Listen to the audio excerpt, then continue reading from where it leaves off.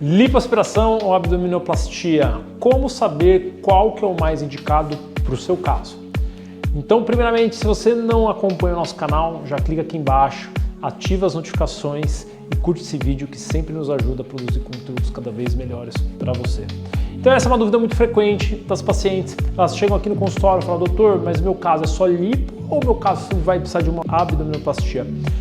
Isso é muito complicado, a gente só fala para você sem te examinar, tá? É aquela velha história, a gente vai ter que te examinar, vai depender. Existem casos que somente a lipoaspiração vão ficar incríveis, mas outros casos a gente vai precisar fazer uma retirada de pele, que daí a gente já vai para o lado da abdominoplastia. Tá? Mas como que você sabe? Como que dá para saber? O que eu vou fazer quando você estiver aqui? Primeiro, saber um pouquinho da sua história, se você já teve filhos. Então, normalmente, mulheres que já tiveram gestações, normalmente 2 ou mais gestações, ela já tende a ter um pouco mais de flacidez de pele. Já pacientes que não tiveram filho e não tiveram aquele efeito sanfona, engorda, emagrece, normalmente essas pacientes têm uma pele melhor, o que já leva a gente a pensar que o caso dela vai mais para lipoaspiração. Tá? Mas existem casos que estão no meio termo. E aquelas pacientes que tiveram uma gestação, ou engordou um pouquinho, emagreceu, ou que já nasceram com um pouco de flacidez, são esses casos que geram dúvidas. Tá? Então, numa ponta, a gente tem as pacientes que não têm flacidez nenhuma, que quando você vai examinar também essa paciente, a pele dela é firme. Esses casos a gente não tem dúvida, esse caso a gente vai fazer somente uma lipoaspiração usando as tecnologias de retração de pele que a gente tem disponível para fazer uma prevenção. Então, mesmo nas pacientes que ainda não têm flacidez, a gente acaba utilizando as nossas tecnologias de retração para fazer um tratamento preventivo. Tá? A gente não quer que essa paciente venha evoluir com flacidez.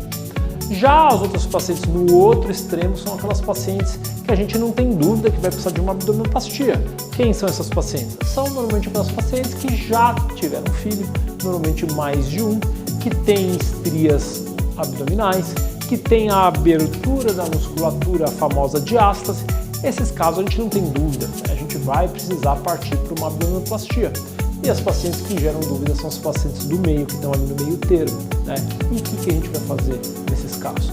Então, primeiro a gente tem que ouvir a paciente, a gente tem que ver o grau de expectativa dessa paciente. A gente vai ter que alinhar as nossas expectativas.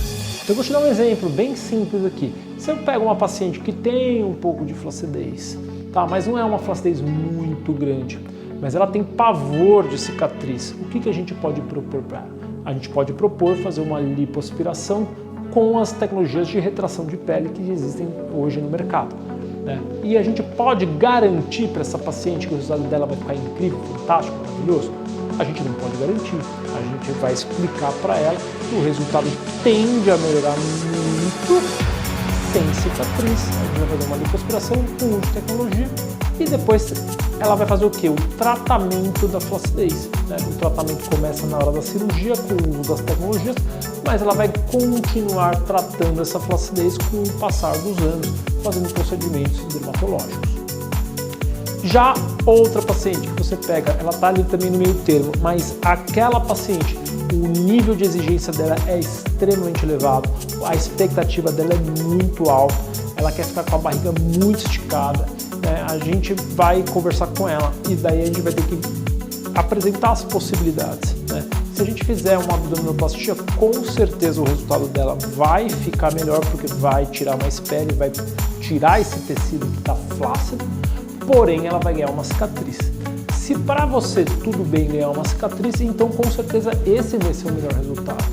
Agora a gente tem que ponderar, a gente tem que conversar, a gente tem que sentir a paciente e ser muito honesto. Existe um limite até onde a tecnologia pode chegar.